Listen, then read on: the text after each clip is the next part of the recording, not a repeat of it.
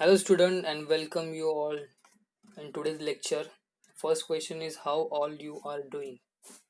I hope you all are doing very well. So on the eve of the COVID-19 or the novel coronavirus, we are decided to conduct your lectures in digitalized manner. So it's challenge for you as well as the teachers also. So let's start without any delay. So we are starting our very first chapter from geography, that is distributional maps. तो maps के बारे में हमने standard 8 और standard 7 में भी पढ़े थे. In which subject? Environmental studies and geography. Okay, so हम कुछ पार्ट है जो हिंदी में पढ़ेंगे और कुछ पार्ट है वो इंग्लिश में पढ़ेंगे, because I believe that language should not be barrier for anyone. ठीक है, जो लैंग्वेज होगी वो 100% इंग्लिश करने में कोई दिक्कत नहीं है, लेकिन many of students from vernacular background not able to catch the actual core of knowledge. ठीक है, जो कुछ नॉलेज होगा, जो एक्चुअल कोर होगा नॉलेज का, वो वर्नाकुलर बैकग्राउंड्स के आए हुए स्टूडेंट्स को कभी कभी कॉन्सेप्ट्स क्लियर होने में दिक्कत होती है. सो हम उनको भी कंसिडर करते हुए बायलैंग्वेज मीडियम में, इंग्लिश और हिंदी बायलैंग्वेज मीडियम में हम एक्सप्लेनेशन स्टार्ट करेंगे. सो मैप्स के बारे में हमने पढ़ा था, जैसे कि इंडिया कंट्री का मैप है, महाराष्ट्र का मैप है, मुंबई का मैप है, लेट्स से वर्ल्ड मैप भी होता है. ठीक है, सो हमने ये सब चीज़ें लास्ट स्टैंडर्ड में पढ़ी थी. लेकिन कब आपने कभी सोचा है कि एक पर्टिकुलर चीज़ के लिए एक मैप का यूज़ किया जाता है? जैसे कि एक पर्टिकुलर चीज़ आपको शो करनी होगी, let's say population. So population show करने के लिए आपने कभी एक मैप देखा है? मे बी आपने देखा होगा. सो वो पॉपुलेशन क्या हो गई उस मैप के लिए? तो वो हो गए उसकी एक थीम हो गई. तो वो पॉपुलेशन बेस्ड जो मैप्स हो गए, वर्ल्ड्स के हो गए, कंट्री के हो गए, स्टेट्स के हो गए, डिस्ट्रिक्ट्स के हो गए, या फिर सब एडमिनिस्ट्रेटिव यूनिट्स हो गए. सब एडमिनिस्ट्रेटिव यूनिट्स मीन्स के जो कि तालुका वगैरह होता है. ठीक है, जैसे हम महाराष्ट्र राज्य कैसे, उसमें मुंबई एक डिस्ट्रिक्ट है, जिला होता है, उसमें भी तालुका होता है. ठीक है, सो ऐसे तालुका वगैरह के मैप्स होते हैं, उसमें जो पॉपुलेशन दिखाया जाता है, तो वो पॉपुलेशन क्या हो गई? Population is a theme for that particular map. ठीक है, सो यहाँ पर हमें फर्स्ट जो वर्ड आ रहा है थीमेटिक मैप, आप देख सकते हो आपके टेक्स्ट बुक में भी थीमेटिक मैप कहाँ है. सो उसका डेफिनेशन कहाँ से स्टार्ट होता है? देखो उसके ऊपर वाली लाइन से, some maps are prepared with the special themes, such maps are called as thematic map. तो आपको यहाँ पर अंडरलाइन करना है थीमेटिक मैप के लिए, जो एक पर्टिकुलर थीम लेकर एक मैप तैयार किया जाता है, सो हम उसे क्या कहते हैं? Thematic maps. ठीक है, सो वहाँ पर हम किस किस थीम का यूज़ करते हैं? जैसे टेम्परेचर, रेनफॉल और population. Let's say an example कि आपके स्कूल में गैदरिंग्स होती है. ठीक है, वहाँ पर आप डांस में पार्टिसिपेट करते हैं, तो कभी कभी आपको थीम दिया जाता है कि आपको वेस्टर्न डांस परफॉर्म करना है या फिर कल्चरल जो इंडिजीनियस डांस होते हैं उसको परफॉर्म करना है. सो वेस्टर्न डांस में अब ब्रेक डांस हो गया या फिर हिप हॉप डांस हो गया. ठीक है, वो आप परफॉर्म कर सकते हो. और इंडिजीनियस या फिर कल्चरल डांस जो होते हैं उसमें आप क्या परफॉर्म करते हैं? कथक, लावनी वगैरह. तो डांस की थीम क्या हो गई?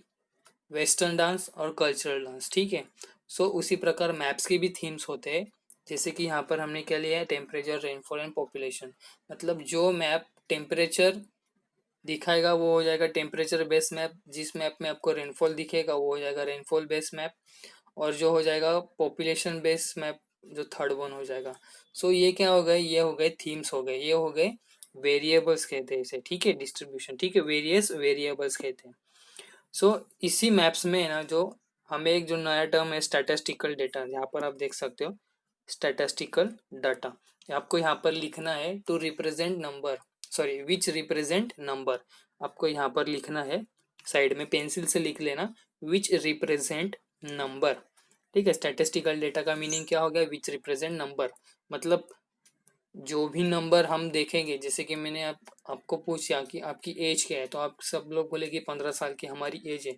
तो जो 15 है वो क्या है 15 या फिर 15 number, 15 is what is a number, ठीक है। सो वो क्या हो गया, स्टेटिस्टिकल डेटा हो गया। अगर मैं आपके क्लासरूम में होगा, आपके स्कूल में, अब मैं आपको सबको पूछूंगा कि आपकी एज क्या है, तो आप सब क्या बोलेंगे, आप 14 ईयर्स ओल्ड हो गए, कोई 13 ईयर्स ओल्ड होगा, ठीक है। किसका 13 साल की उम्र होगी, किसकी 14 साल की उम्र होगी, ठीक है। तो वो जो डेटा मिलेगा मुझे, तो मैं लिख लूंगा हर एक स्टूडेंट्स का, तो वो क्या हो जाएगा, स्टेटिस्टिकल डेटा कहलाता है उसे, ठीक है। तो ये टर्म लिखना है। नेक्स्ट आपको मतलब जो पॉइंट है वो है हमारा, हम डायरेक्टली अभी आ जाएंगे हमारे डिस्ट्रीब्यूशनल मैप्स के ऊपर, ठीक है। डिस्ट्रीब्यूशनल मैप्स के होता, तो डिस्ट्रीब्यूशनल मैप्स जो होते हैं ना, उसमें हमें ये थीम और ये स्टेटिस्टिकल डेटा जो होता है ना, उन दोनों का कॉम्बिनेशन करके एक मैप प्रिपेयर करना होता है, ठीक है। क्या करना होता है, थीम और स्टेटिस्टिकल डेटा, इन दोनों को कंबाइन करके हमें डिस्ट्रीब्यूशनल मैप्स तैयार करने होते हैं। सो हम क्या करते हैं, with the help of the statistical data, मतलब जो भी नंबर्स हमें अभी तक गिवन या फिर हमें अभी हमने ढूंढे हैं, with the help of that we draw 3 methods, ठीक है। हमने वहां पर क्या किया है, 3 अलग अलग मेथड हमने वहां पर डिस्क्राइब किए हैं या फिर हमने फाइंड आउट किए हैं। First method is what, dot method, second method is choropleth method and third method is isopleth method, ठीक है। सो इस तीनों के बारे में ही आपको पढ़ना है। आपके सिलेबस में रिडक्शन हो गया है, आपको पता नहीं होगा, जो भी रिडक्शन वाला पार्ट है जो इम्पोर्टेंट नहीं है वही आपका रिडक्शन किया गया है, ठीक है, सिलेबस में, तो वो पार्ट हम नहीं पढ़ेंगे। लेकिन आपके बेटर अंडरस्टैंडिंग के लिए आपको वो सेल्फ स्टडी के लिए दिया गया है, तो ऐसा नहीं है कि आपको वो पढ़ना ही नहीं है, आपको आपके बेटर अंडरस्टैंडिंग के लिए वो पार्ट भी पढ़ना है, ठीक है। तो हम अभी without wasting a time, let's move to the very first topic, that is dot method. तो डॉट मेथड के बारे में मैं आपको जनरल एक्सप्लेनेशन दे देता हूँ कि डॉट मेथड क्या होता है, कि डॉट मीन्स व्हाट। देखो यहाँ पर हमने एक पॉइंट बना लिया, तो उसको हम क्या कह सकते हैं, डॉट। और we can say that a circle with a shade, ठीक है। मतलब एक मैंने सर्कल बनाया और उसको मैंने फिल किया एक शेड से, लेट से अभी मैंने यहाँ पर येलो कलर का यहाँ पर यूज किया है, तो इसको मैंने येलो कलर से, इस सर्कल को, छोटा सर्कल था उसको मैंने फिल किया, तो उसको भी हम डॉट कह सकते हैं ना।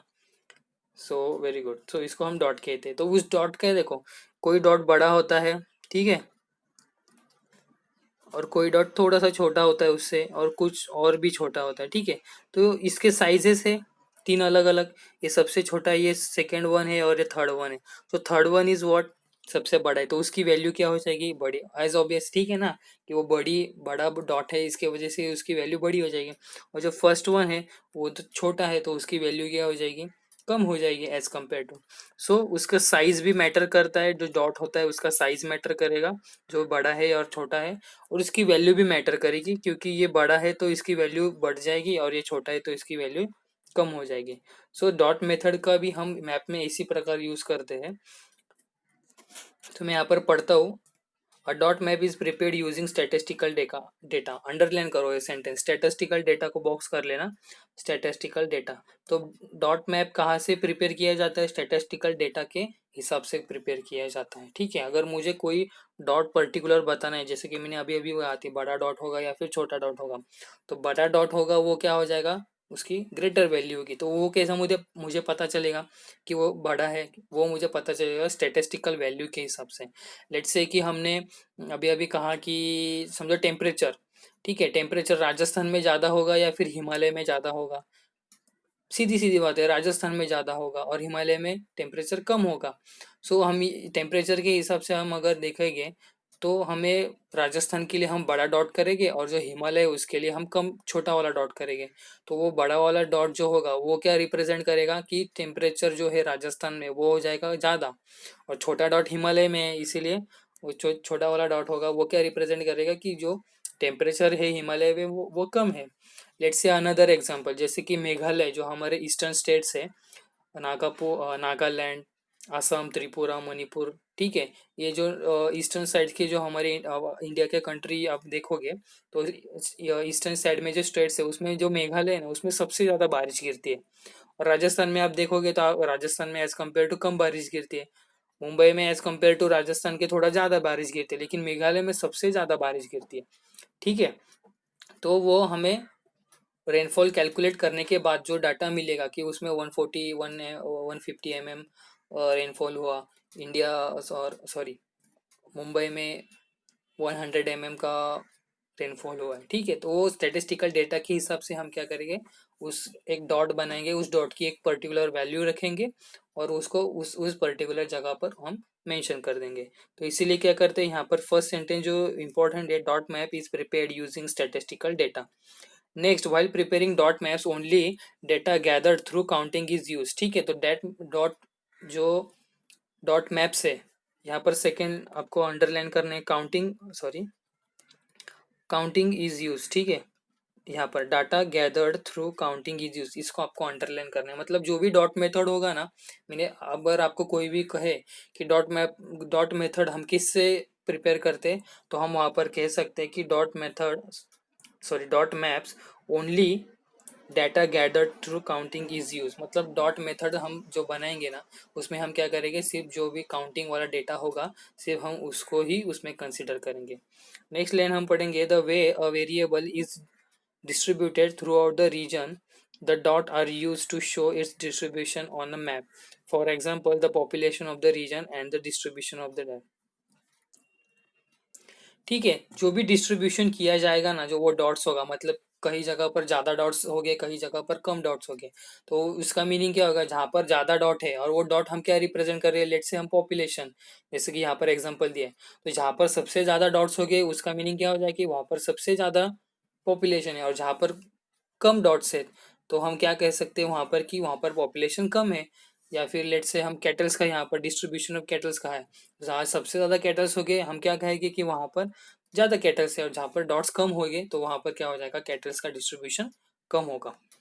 नेक्स्ट उन्होंने नेक्स्ट पैराग्राफ में दिया, ठीक है, देखो ये जो सेकंड वाला पैराग्राफ है ना वो इंपॉर्टेंट है। फर्स्ट दो लाइन डॉट मेथड की जो फर्स्ट पैरा था, अभी सेकंड पैरा में भी बहुत इंपॉर्टेंट चीजें है, ठीक है। तो हम पढ़ेंगे, फर्स्ट लाइन है, to show distribution through dot method, मतलब हमें डॉट मेथड से कुछ भी अगर शो करना होगा, the value of a dot has to be determined, मतलब उस एक डॉट की एक पर्टिकुलर वैल्यू हमें वहां पर डिटरमाइन करनी होगी, मतलब ढूंढनी होगी। टू डू दैट, मतलब वो करने के लिए, the lowest and the highest value of the given variable in a region are taken into consideration, ठीक है। यहाँ पर मैंने पढ़ा है, to that the lowest and the highest value of the given variable in the region are taken into consideration. मैंने कहा था ना कि एक बड़ा डॉट होगा या एक छोटा डॉट होगा, तो बड़ा डॉट का क्या हो जाएगा कि उसकी जो बिग डॉट होगा उसकी वैल्यू बिग होगी, मतलब ज्यादा होगी, और जो स्मॉल डॉट होगा उसकी वैल्यू कम होगी, तो वही यहाँ पर बताएं। नेक्स्ट हम पढ़ेंगे यहाँ से, accordingly the number of the dots are determined, तो उसके हिसाब से हम क्या करेंगे, नंबर ऑफ डॉट्स डिटरमाइन करेंगे, कितने नंबर ऑफ डॉट हमें वहां पर प्रेजेंट करने होंगे। नेक्स्ट हम पढ़ेंगे, also we need to consider the size of the dot. मैंने कहा था ना कि एक बिग डॉट होगा, उससे एक छोटा डॉट, फिर और एक छोटा छोटा, तो साइज उसकी रिड्यूस होगी या फिर बढ़ते जाएगी, तो वही उन्होंने यहाँ पर कहा। नेक्स्ट जो उन्होंने कहा है यहाँ से आगे, the density of the variables, the density of the variable and the scale of the map, ठीक है।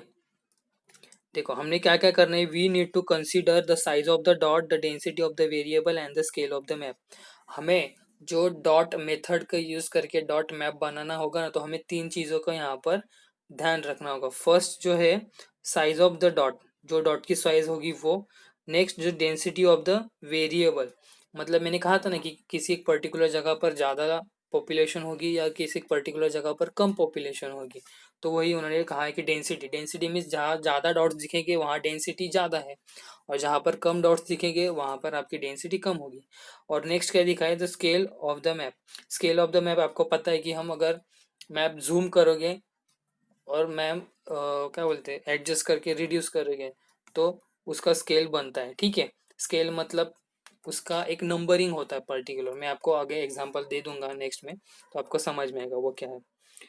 नेक्स्ट यहाँ से पढ़ेंगे, the number of a dot to given for a value of a variable in each sub administrative unit need to be decided first, ठीक है। The number of a dot to be given for the value of a variable, ठीक है।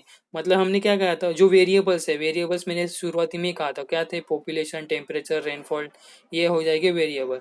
तो उसको है ना हमें क्या करना पड़ेगा, उसकी वैल्यू हमें डिसाइड करनी होगी ना, तो हम क्या करेंगे, जो सब एडमिनिस्ट्रेटिव यूनिट, ठीक है, मैंने कहा था ना सब एडमिनिस्ट्रेटिव यूनिट मतलब तालुका, मतलब मुंबई डिस्ट्रिक्ट है, मुंबई डिस्ट्रिक्ट में दूसरे तालुके जैसे कुर्ला तालुका आता है, ठीक है।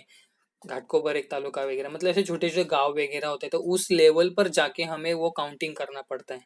ठीक है, समझ में आ रहा है? अगर मुझे कहना है कि मुंबई में घाटकोपर में सबसे ज़्यादा बारिश होती है और ठाणे में सबसे कम बारिश होती है, तो मुझे क्या करना होगा, घाटकोपर में जाकर वहाँ का रेनफॉल कैलकुलेट करना होगा और ठाणे में जाकर वहाँ का मुझे रेनफॉल कैलकुलेट करना होगा। तभी मैं कह सकता हूँ कि घाटकोपर डिस्ट्रिक्ट में, सॉरी, मुंबई डिस्ट्रिक्ट में घाटकोपर में ज़्यादा रेनफॉल है और ठाणे में कम है। ठीक है, तो यही चीज़ें होती है। तो आपको ये जो मेथड बताए गए हैं ना, तो उसका मीनिंग क्या है कि आपको सिर्फ एक स्टैटिस्टिकल डेटा होता है ना, उसको डॉट मेथड से रिप्रेजेंट करना है, क्लोरोप्लेथ मेथड से रिप्रेजेंट करना है, या फिर आइसोप्लेथ मेथड से रिप्रेजेंट करना है। बस इतना ही आपको इस चैप्टर में सीखना है। तो यहाँ पर तक ही आपको जो सिलेबस में है, तो यहाँ तक ही आपको पढ़ना है। ठीक है, मार्क कर लेना, यहाँ तक ही पढ़ना है। नेक्स्ट जो है, हम ठीक है उस अभी डॉट मेथड का एक एग्जांपल यहाँ पर देख लेंगे। आप यहाँ पर देख सकते हो कि ये अमरावती पूरा डिस्ट्रिक्ट है। ये येलो जो शेड कलर में आपको दिया गया है, वो क्या बता रहा है, पॉपुलेशन, डिस्ट्रीब्यूशन ऑफ पॉपुलेशन बता रहा है। ठीक है, अमरावती डिस्ट्रिक्ट का डिस्ट्रीब्यूशन ऑफ पॉपुलेशन मतलब वहाँ की लोक संख्या जो है वो बता रहे हैं। यहाँ पर आप देख सकते हो कि डॉट जो है, यहाँ पर सबसे लास्ट वन, ये बड़ा डॉट है, थोड़ा बिग साइज डॉट है, फिर थोड़ा उसका साइज रिड्यूस हो रहा है, यहाँ पर रिड्यूस, यहाँ पर रिड्यूस, और यहाँ पर तो एकदम छोटा हो गया है। ठीक है, जैसे ही उसका साइज रिड्यूस हो रहा है तो उसका नंबर भी रिड्यूस होगा। देखो जैसे कि फर्स्ट मतलब जो लास्ट वन है ना, वो सबसे बड़ा है, तो उसकी वैल्यू क्या है, 5 लाख है। उससे जो नेक्स्ट वन है वो उसकी 2 लाख वैल्यू, जो सब थोड़ा उससे छोटा है। उससे नेक्स्ट वन है उसका 1 लाख वैल्यू, मतलब वो छोटा है। मतलब इसमें क्या पता चल रहा है कि अभी ये अमरावती डिस्ट्रिक्ट का जो सेंट्रल पार्ट है ना, यहाँ पर हमें जो बड़े डॉट दिख रहा है, ये इसका मीनिंग क्या होगा कि यहाँ पर ज़्यादा से ज़्यादा लोग रहते हैं।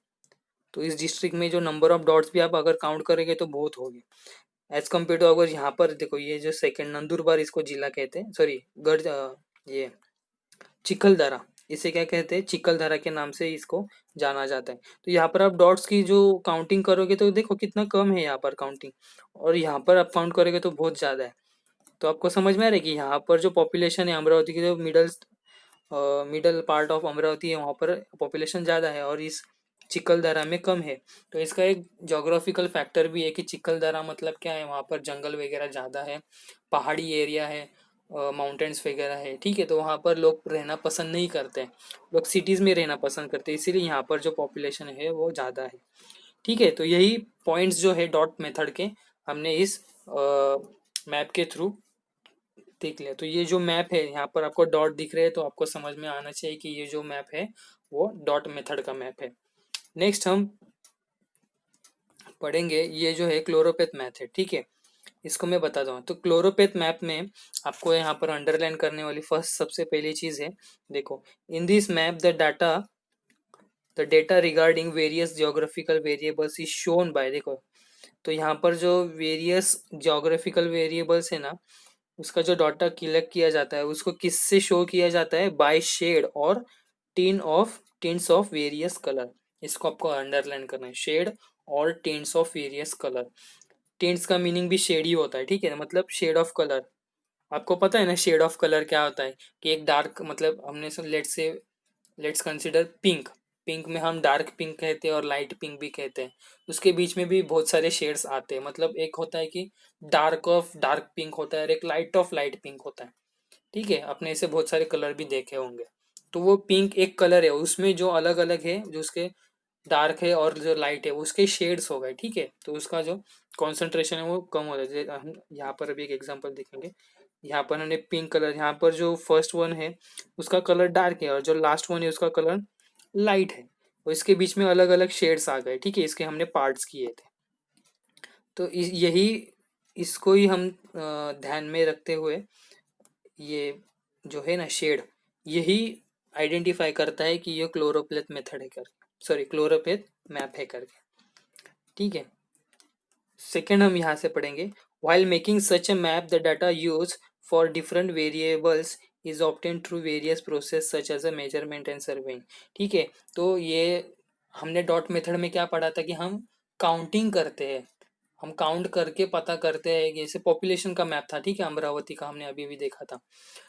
यहाँ पर ये अमरावती का मैप है। ठीक है, तो यहाँ पर हम क्या किए, पॉपुलेशन यहाँ पर रिप्रेजेंट करना था, है ना। तो हमने अमरावती की सेंट्रल पार्ट में जाकर वहाँ पर देखा, काउंट किया कि कितने लोग वहाँ पर रहते। और ये चिकलदरा वाला पार्ट है, वहाँ पर जाके हमने काउंट किया कि वहाँ पर कितने लोग रहते। तो हमने क्या किया, काउंटिंग किया। लेकिन आइसोप्लेथ मेथड में ऐसा नहीं किया जाता है। आइसोप्लेथ मेथड में क्या किया जाता है, जनरल मेजरमेंट जाता है और सर्वे किया जाता है, ठीक है। मेजरमेंट किया जाता है और सर्वे किया जाता है, मतलब कोई भी चीज़ मेजर की जाती है या फिर ओवरऑल सर्वे होता है, वेरियस टाइप ऑफ सर्वे होते हैं, तो वो किया जाता है। नेक्स्ट यहाँ पर अब वो इतना इम्पोर्टेंट है नहीं, तो अब यहाँ पर नेक्स्ट देखोगे, यहाँ से आगे पढ़ोगे, यहाँ से आगे, in this method only one value is given to one sub administrative unit in the region, ठीक है। क्या देखो, वेरी इंपॉर्टेंट लाइन है, only one value is given to one sub administrative region. मतलब इन्होंने क्या कहा है कि एक ही वैल्यू दी जाती है पूरे सब एडमिनिस्ट्रेटिव रीजन के लिए। अभी आप यहाँ पर देख सकते हैं कि अमरावती का जो सेंट्रल पार्ट है, आपको इस सेंट्रल पार्ट में पूरी तरफ आपको एक ही कलर दिखेगा। मतलब ये जो है ना अमरावती सेंट्रल पार्ट है ना अमरावती, ये एडमिनिस्ट्रेटिव सब यूनिट हो गया, ठीक है। और यहाँ पर हम देखोगे ना, तो यहाँ पर देखो, हम यहाँ पर हमें बिग डॉट भी दिख रहे हैं और छोटे छोटे डॉट भी दिख रहे हैं, तो ये कॉम्बिनेशन होता है। लेकिन जो आइसोप्लेथ मेथड होता है ना, उसमें कॉम्बिनेशन नहीं किया जाता है। वो पूरा जो ये गांव होगा ना अमरावती का, ये इसमें पूरा एक ही आपको वहां पर एक ही रंग मिलेगा, एक ही पूरा शेड मिलेगा, ठीक है। जैसे कि यहाँ पर चिखलदरा भी है, ये देखो चिखलदरा और ये अमरावती, ठीक है। ये चिखलदरा और ये अमरावती, अमरावती का जो शेड है वो डार्क है और चिखलदरा का लाइट है। तो इससे भी हम पता कर सकते हैं कि इसका डार्क है कलर, तो ये डेंस पॉपुलेटेड है और इसका पॉपुलेशन डेंसिटी कम है इसका। सेम हम आइसोप्लेथ में इसमें भी हम कर सकते हैं, लेकिन यहाँ पर थोड़ा डिफिकल्ट होता है। आपको यहाँ पर डॉट्स जो है वो यहाँ पर आपको ज़्यादा दिख रहे होंगे और इस रीजन में आपको कम दिख रहे होंगे, ठीक है। ये जो चिकलदरा का रीजन है उसमें आपको कम दिख रहे होंगे।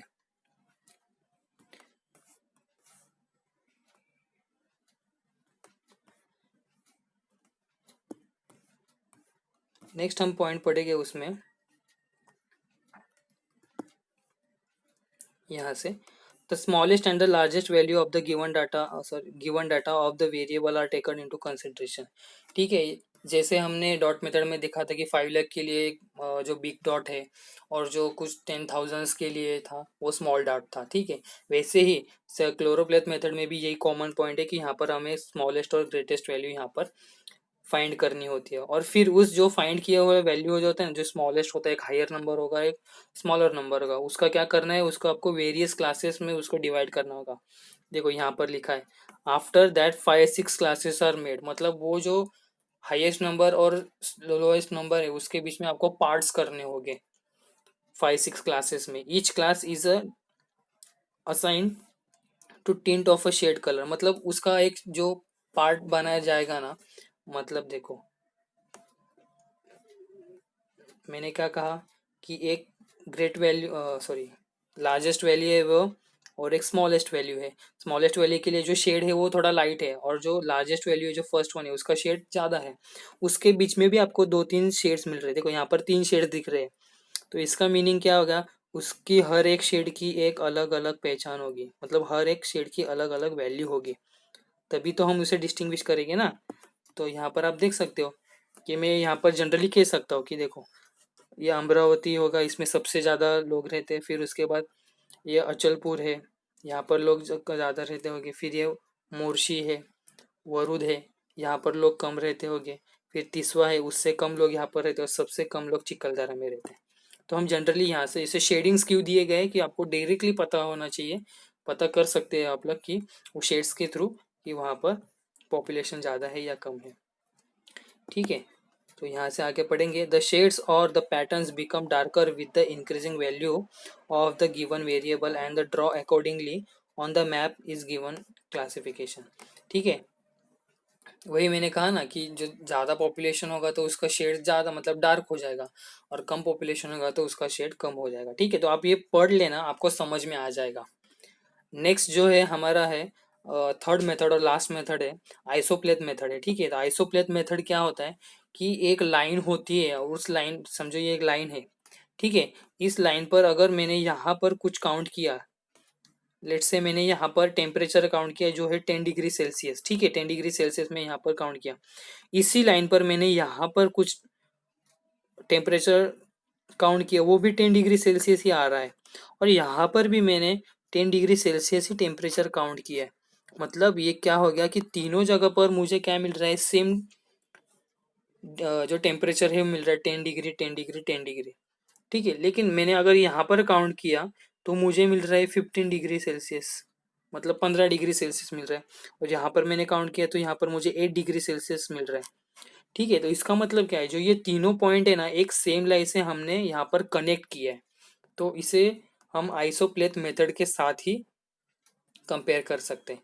सो आइसोप्लेथ मतलब क्या है कि एक पाथ होता है कि जिसमें हम जो सेम डिग्री होगी, डिग्री सेल्सियस जो होगा, मतलब 10 डिग्री सेल्सियस है, ये वैल्यू 10 डिग्री सेल्सियस, ये 10 डिग्री, तो इनको हम क्या करेंगे, एक सेम वैल्यू से हम, सॉरी, एक सेम सिंगल लाइन से हम उसको रिप्रेजेंट करेंगे। और ये 8 डिग्री के लिए हम क्या करेंगे, जहां जहां पर हमें 8 डिग्री सेल्सियस टेम्परेचर मिल रहा है तो वहां पर हम पॉइंट मार्क करेंगे। लेट से यहाँ पर हमें 8 डिग्री सेल्सियस का पॉइंट मिल रहा है, 8 डिग्री का, ठीक है, 8 डिग्री सेल्सियस, तो हम क्या करेंगे, ये लाइन ज्वाइन करेंगे। ठीक है, तो आइसो मेथड ऐसे ही मिलेगा। तो आप इसका जो डायग्राम में भी है ना वो देखोगे ना, तो देखो ये एग्जांपल है आइसोप्लेथ मेथड का। यहाँ पर हम, मैंने क्या कहा था, देखो यहाँ पर क्या है, रेनफॉल, ठीक है, ये मैप क्या रिप्रेजेंट कर रहा है, रेनफॉल। यहाँ पर कितना नंबर है, 800, यहाँ पर कितना नंबर है, 800। मतलब इस लाइन पर मैं कहाँ पर भी अगर मैं रेनफॉल कैलकुलेट करूंगा, उसी लाइन पर, हाँ, उसी लाइन पर मैं अगर कभी भी रेनफॉल कैलकुलेट करूंगा तो मुझे 800 ही वैल्यू मिलेगी।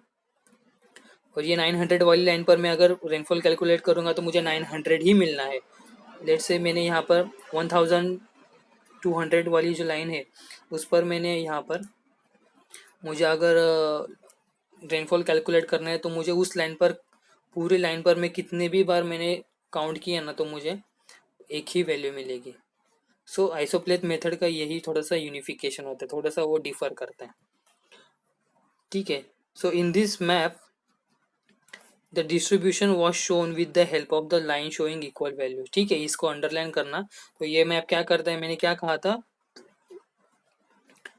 शोन, देखो, shown with the help of line showing equal value, कहा था ना मैंने कि उस लाइन पर हमने कहाँ पर भी रेनफॉल कैलकुलेट किया तो हमें वही पर्टिकुलर वैल्यू मिलेगी, वही उन्होंने यहाँ पर कहा।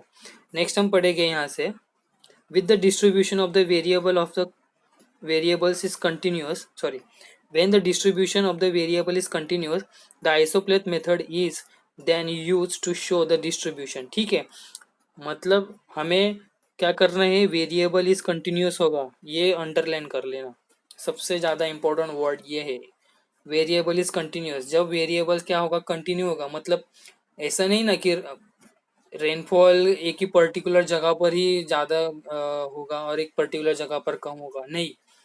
रेनफॉल जो होता है ना उसको एक लाइन से हम रिप्रेजेंट, जैसे हमने अभी मैप में देखा था, तो एक लाइन से हम रिप्रेजेंट करते थे, तो वो क्या होगा, वो कंटिन्यूस लाइन थी। सो देखो मैं बताता हूँ, ये जो लाइन्स है ना, ठीक है, अभी देख सकते हो आप, यहाँ पर भी 900 है, यहाँ पर भी 900 है, यहाँ पर भी 900 है, लेकिन ये लाइन यहाँ पर क्यों कट होती है। ठीक है, मैं अब थोड़ा सा आपको टेक्निकली बता ही देता हूँ, ये लाइन यहाँ पर क्यों कट हो रही है, क्योंकि ये सिर्फ अमरावती का जो डिस्ट्रिक्ट जो बॉर्डर है ना, उस बॉर्डर तक ही उन्होंने काउंट किया है। सो इसके अगर हम अगर दूसरे डिस्ट्रिक्ट में जाएंगे तो वहाँ पर आपको पता चलेगा, ये जो लाइन है ना, यहाँ से देखो, ये 900 वाली लाइन यहाँ से स्टार्ट हो गई, ये यहाँ पर ख़त्म हो गई डिस्ट्रिक्ट पे, यहाँ से आगे जाते हुए ना फिर ये ऐसे कुछ टर्न करेगी और फिर ये जाकर आके मिलेगी 900 लाइन को।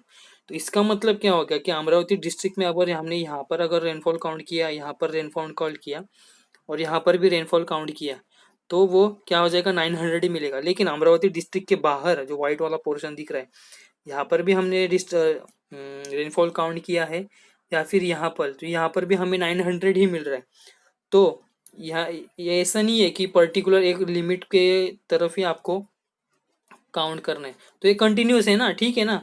मतलब यहाँ पर भी 900 मिल रहा है, यहाँ पर 900, तो उसके बाहर भी जाओगे तो हमको 900 मिले, मतलब ये क्या, एक कंटिन्यूस प्रोसेस होती है। ठीक है,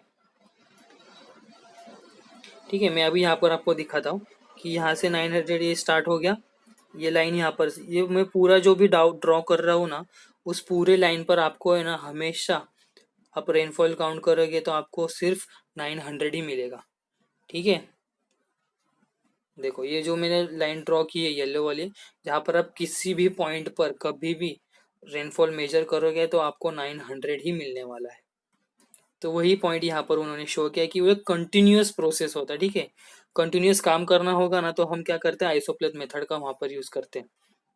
नेक्स्ट उन्होंने उसमें क्या कहा है कि वेन द डिस्ट्रीब्यूशन, देखो इस हमने कहा एग्जाम्पल उन्होंने कहा है कि एल्टीट्यूड, टेम्परेचर और रेनफॉल ये हमें अगर कैलकुलेट करने होंगे तो हम क्या करते हैं, आइसोप्लेथ मेथड। देखो बहुत इंपॉर्टेंट पॉइंट है ये, हमें एल्टीट्यूड, टेम्परेचर और रेनफॉल काउंट करना होगा तो हम आइसोप्लेथ मेथड का यूज करेंगे। हम पॉपुलेशन के लिए आइसोप्लेथ मेथड का यूज नहीं करेंगे। हम कैसे कह सकते हैं कि इस पर्टिकुलर लाइन पर 10 लोग ही रहते हैं करके, हम नहीं कह सकते ना कि इस पर्टिकुलर लाइन पर 10 लोग रहेंगे, इस पर्टिकुलर लाइन पर 10 ही लोग रहेंगे। नहीं, लोगों का मूवमेंट हो सकता है ना। अभी लोग गाँव गए कोविड-19 के वजह से, कोई लोग वापस शहर में आ गए, तो जो पॉपुलेशन है वो इंक्रीज और डिक्रीज हो सकता है। तो इसलिए हम पॉपुलेशन आइसोप्लेथ मेथड से नहीं काउंट करते, याद रखना हमेशा कभी भी। आपको आगे जाकर भी ये सब चीजें आपको पता होनी चाहिए।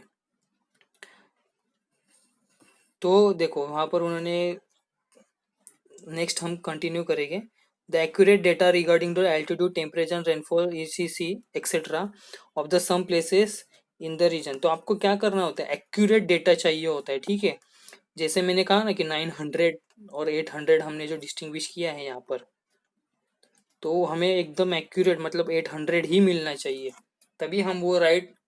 801 भी होगा ना तो भी हम वो लाइन नहीं ड्रॉ कर सकते, तो हमें क्या करना होगा, 801 के लिए अलग से एक लाइन यहाँ से उसके बाय साइड से यहाँ पर ड्रॉ करनी होगी, लेकिन हम 800 वाले लाइन पर नहीं ड्रॉ कर सकते, समझ में। इसलिए यहाँ पर हमें एक्यूरेट डेटा चाहिए होता है। तो आइसोप्लेथ मेथड में आपको क्या होना चाहिए, एक्यूरेट डेटा होना चाहिए। It is assumed that the difference between the altitude and the rainfall of the two places changes at the uniform rate. सो ये थोड़ा सा इंपॉर्टेंट पॉइंट है कि जो एल्टीट्यूड होता है ना, मतलब ऊंचाई जो होती है, ठीक है, ऊंचाई जो होती है और जो रेनफॉल होता है ना, वो क्या होता है, उसका जो चेंज होता है वो यूनिट रेट्स होते हैं। मतलब थोड़ा थोड़ा करके वो चेंज होते रहता है, मतलब थोड़ा थोड़ा करके वो बढ़ते रहेगा या फिर थोड़ा थोड़ा करके वो चेंज होता रहेगा। नेक्स्ट यहाँ पर कहा है कि द सब एडमिनिस्ट्रेटिव यूनिट, ठीक है, मैंने क्या कहा था, सब एडमिनिस्ट्रेटिव यूनिट मतलब तालुका होता है। ठीक है, are not taken into consideration here. ठीक है, तो ये मोस्ट इंपॉर्टेंट पॉइंट है जो आपको डिस्टिंग्विश करने के लिए कहा जाएगा तो आइसोप्लेथ में, तो ये पॉइंट वहां पर डाल देना है आपको, यहाँ पर अंडरलाइन कर लो। The sub administrative unit are taken into the consideration here, are not taken into consideration here, मतलब यहाँ पर सब एडमिनिस्ट्रेटिव यूनिट दिख रहा है कहाँ पर, देखो नहीं दिख रहा है। यहाँ पर एक अमरावती वाला पार्ट था, वो नहीं है। यहाँ पर हमने चिखलदरा जो देखा था वो भी नहीं दिख रहा है। हमने यहाँ पर जो होल एडमिन अमरावती जो डिस्ट्रिक्ट है पूरा, ठीक है, हमने छोटे छोटे गाँव नहीं यहाँ पर काउंट किए हैं। ठीक है, देखो इस मैप में और इस मैप में कुछ डिफरेंस दिख रहा है ना आपको। यहाँ पर हमने छोटे छोटे गाँव जो है, ये छोटा गांव है, ये गांव है, ये छोटे छोटे गांव हमने यहाँ पर लिए थे जो डॉट मेथड में और क्लोरोपेथ मेथड में होते, लेकिन आइसोप्लेथ मेथड में हमने यहाँ पर दिख रहा है क्या कुछ वैसा, कुछ कुछ दिख रहा है, यहाँ पर गांव है, यहाँ पर कुछ नहीं दिख रहा है। तो यहाँ पर हम क्या करते हैं, जो छोटे छोटे गांव जिसको हम क्या कहते हैं, गांव इन द सेंस छोटा छोटा तालुका होता है, सब हम क्या कहते हैं उसे, सब डिस्ट्रिक्ट, सॉरी सब एडमिनिस्ट्रेटिव यूनिट कहते हैं, यहाँ पर अंडरलाइन है। ठीक है, द सब एडमिनिस्ट्रेटिव यूनिट और नॉट टेकन इनटू कंसिडरेशन यार।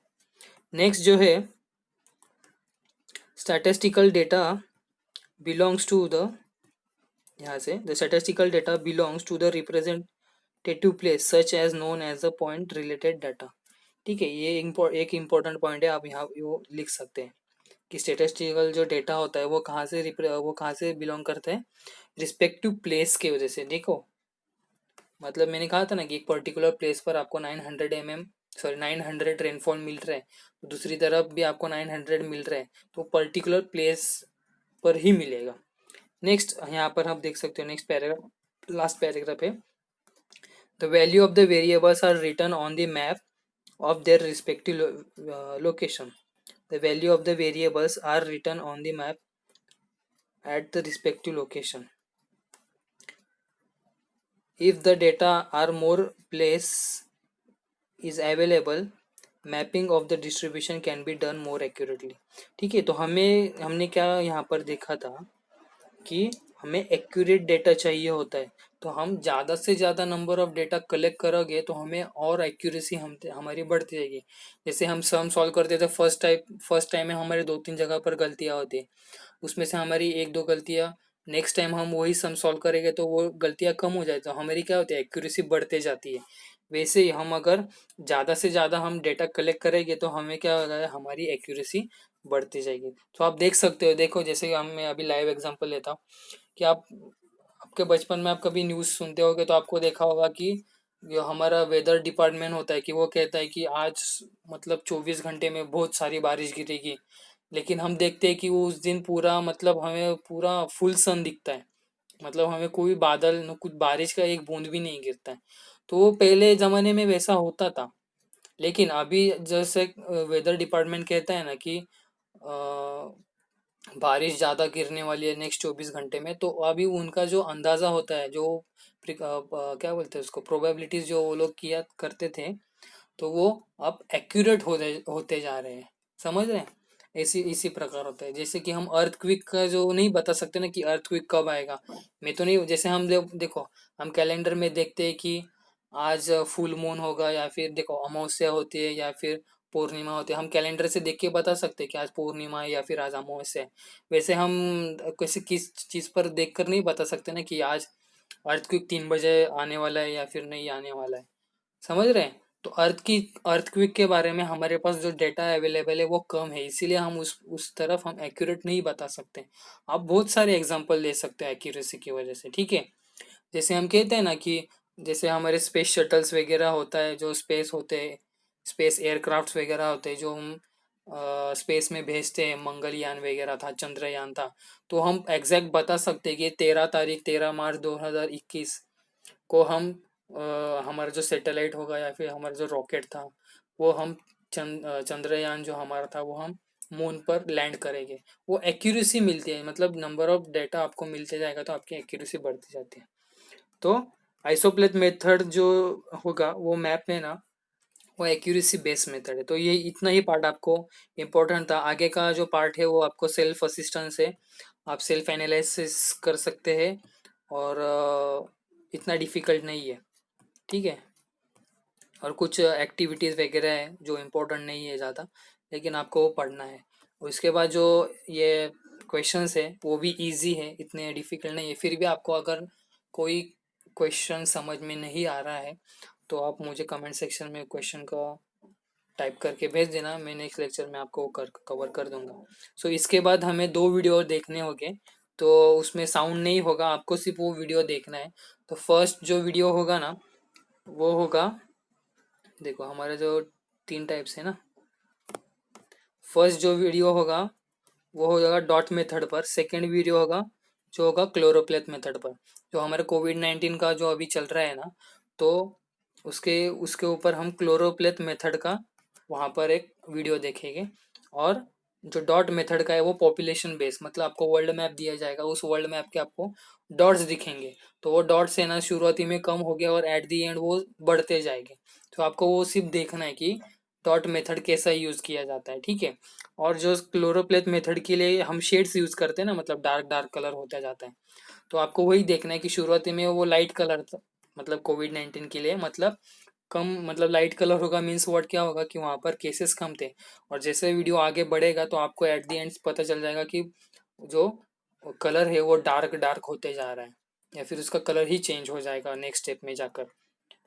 तो मीन्स वर्ड क्या कि जो डार्क हो जाएगा मीन्स वहाँ पर नंबर ऑफ केसेस बढ़ रहे हैं. सो एक इंडिया का मैप है और एक वर्ल्ड मैप है, तो वो आप थोड़ा सा ध्यान से देख लेना. ठीक है, thank you very much for this discussion. तो this is the end of the lecture. I hope आपको कि बहुत सारी चीज़ें क्लियर हो चुकी होगी. आपको चैप्टर 2-3 बार पढ़ना है, उसके जो क्वेश्चन है आपको सॉल्व करना है. आप रेफर कर सकते हो डाइजेस्ट वगैरह, उससे कॉपी कर लेना आंसर, लेकिन अंडरस्टैंडिंग सबसे बेस्ट है, ठीक है। आप टेक्स्ट बुक से ही आंसर्स लिखना सीख लोगे तो अच्छा हो जाएगा। तो हम चैप्टर सेकेंड नेक्स्ट लेक्चर में पढ़ेंगे। Thank you very much for this discussion. This is Akshay Thorat signing off.